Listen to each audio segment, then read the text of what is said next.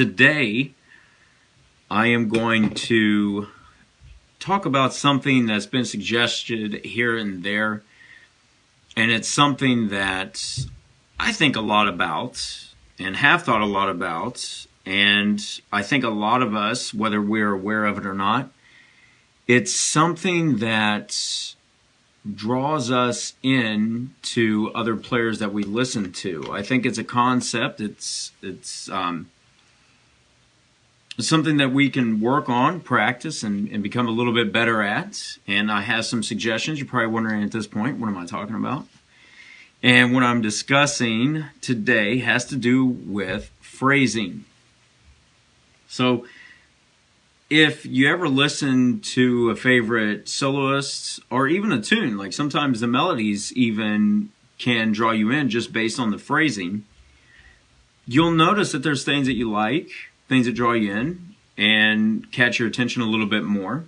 For me, personally, I always felt it had a lot to do with how fast people played in the beginning, when I was first playing guitar. And as my tastes in music have changed a bit and I've gotten more aware of some things and studied the music more, I've noticed that there's certain elements that stand out a little bit more to me than just how many notes you can play or how fast you can play.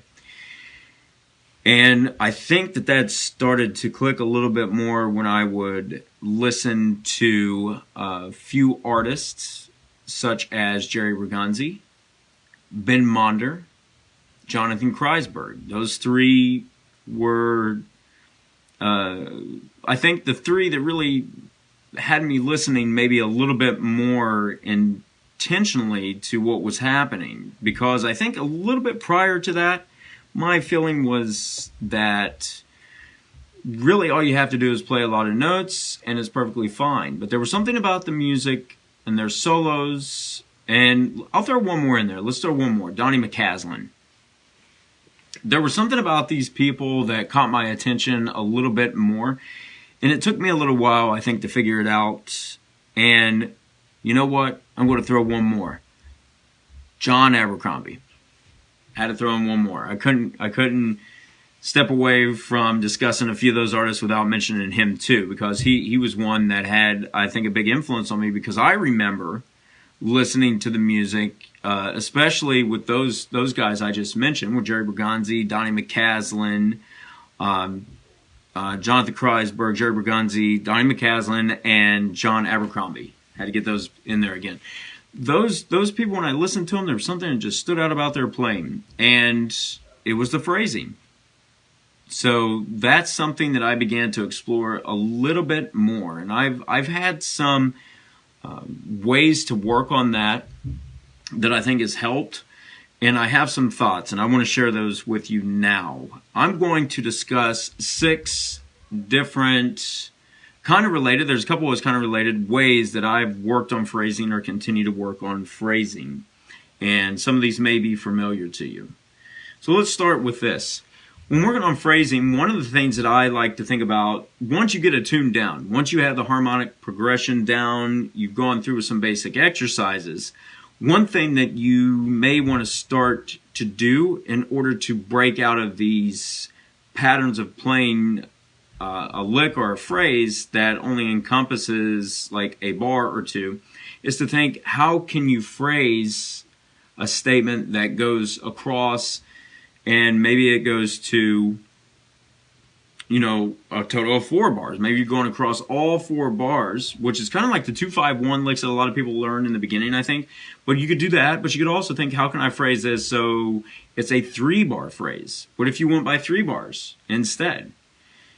That's something that when you first initially apply it, I think it may be a little tricky if you're not used to it, because if you are used to phrasing things in 1 bar, 2 bar, or 4 bar phrases, when you start to think about barring things like phrases into the 3 bar, it changes it up a little bit for you. So you may think in 3 bar segments, which if you look at a bigger picture of that could be something really cool, because now you're going from a 3, phrasing something across 3 bars, and then another 3 bars, which encompasses 6, and you're thinking of applying that over your usual like 4-bar pattern or phrase, like if the tune is written with like 4-bar phrases. So you're kind of bucking up against that a little bit, which creates some pretty cool pushback on that, which is interesting.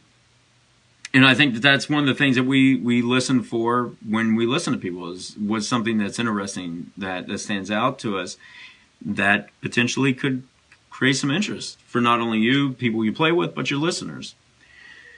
Here's another one. Number 2, let's talk about accenting. Now, you can start to get into accenting by taking some ideas into your scale practice. So if you're running through your scales, and instead of thinking about just the usual eighth note, if you're running eighth notes or quarter notes, thinking about it in such a way to where everything is nice and even, what you want to do, that's something that you want to get under your fingers to play it nice and even. But after that, what happens if you start to think about accenting particular notes out of that? So if you're playing an eighth note line, maybe you accent every second note or every third or maybe every fifth. You could also take that and apply it in a way to where you're thinking about a grouping. So what if you started thinking about like a pattern such as like right? If you're thinking about that kind of a pattern when you're playing, don't turn it into an odd meter, because I know that that's signifying like an odd meter. I'm not saying to take your scale practice, put it in an odd meter, although that's a good idea too, but phrase it in that way where you're thinking of playing the eighth notes and phrasing it so it implies it could be like a 5-note phrase or a 7-note phrase. So that could also create a little bit of interest in your lines. And you could also don't forget to put some rest in there when you do this. Don't think about just playing constant notes. Put some rest in. That way it creates some variation in your phrases as well. Another, to get into it, what you may want to do, especially with the last one that I just mentioned. So for number 3, you may preface number 2 with number 3, and that is to use one note. Take one note and work on accenting in different ways or using different rhythmic patterns, like a set rhythmic pattern, or think about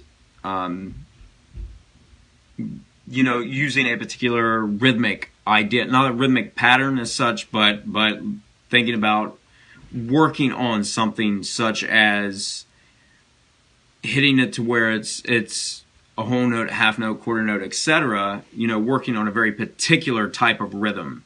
That way you can be very confident in that rhythm and then start to work on trying to apply that rhythm with more notes, and then taking it over a harmonic progression that's going to cause you to most likely modulate in and out between some different keys. Number 4, phrase lengths. This is kind of related back to number 1. When you think about the phrase length, though, in this regard, what I'm referencing is thinking about creating phrase lengths that are a short phrase, a medium phrase, and a longer phrase.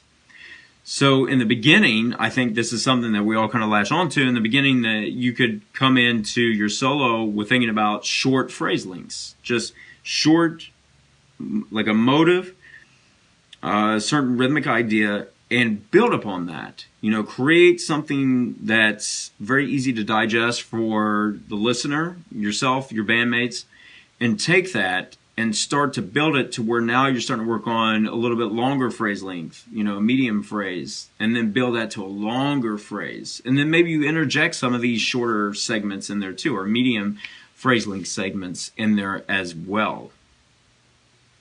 Number 5, you could use a few different beats, like as far as playing, how do I want to say, using 1 to 2 beats that extend the bars out. So in this way, using maybe just 1 or 2, so using like 1 beat, 2 beat, and building on that. So this again, a lot of these are kind of related.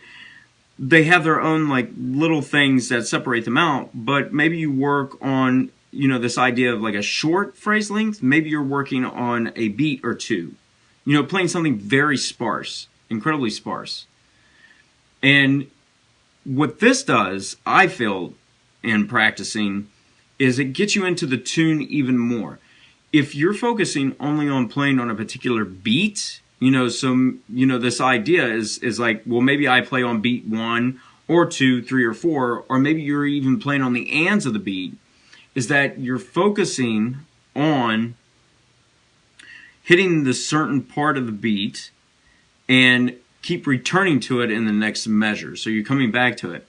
Now, what this is going to do is it makes it so you have to internalize the changes really well. If you're not that comfortable with the changes, that's going to be an issue. You're going to find yourself getting lost.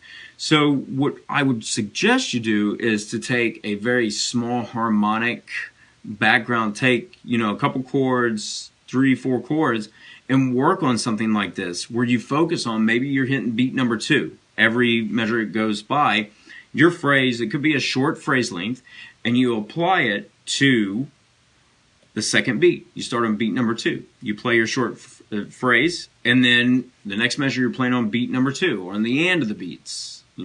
So you extend that out, and what that does is it breaks some of the early stages of your improvisation, where you've worked a lot on starting on the beat. You're constantly starting on the beat and making a phrase that's on beat 1, and especially if you worked on like 2-5-1 licks.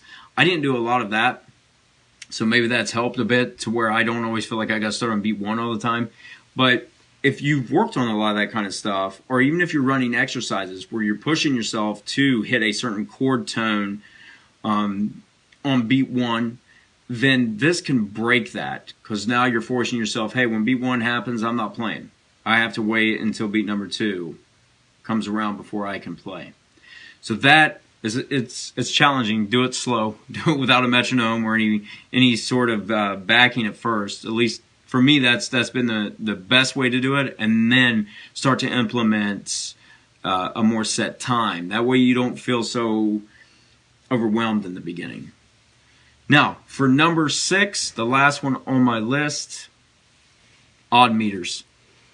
If you want to start breaking out of some of the usual ways that you phrase, start putting your tunes in odd meters. There's a couple of these tunes, these standards, I think that it's kind of become a common thing that musicians do, and I've done it too, where I'll take Stella and put it in 7. All the Things You Are, I put in 7 or 5. I like to put the Wayne Shorter tune, Infinize, I put that in 6, which doesn't feel that bad. That's a little bit easier sometimes. Recently, I've been working on Stablemates, where I'm putting that in 7 now. I've also worked on Countdown in 5 and in 7. When you start to implement these odd meters, and you try to put your usual phrases over top of that, you're going to run into some issues really quick, and you're going to notice that it doesn't fit for sure. So that is going to push you to adjust your phrasing so you can accommodate the new meter that you're in.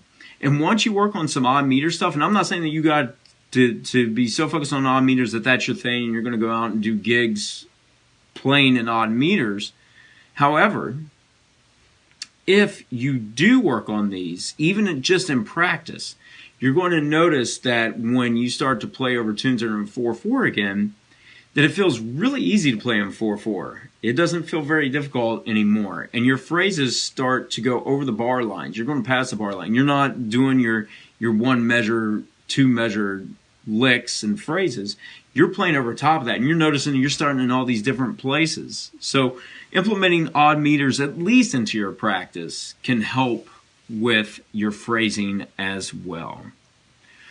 All right, guys, that will be all for today's Office Hours with Bob Ross. There's six ideas that you can try to implement into your practice to work on your phrasing.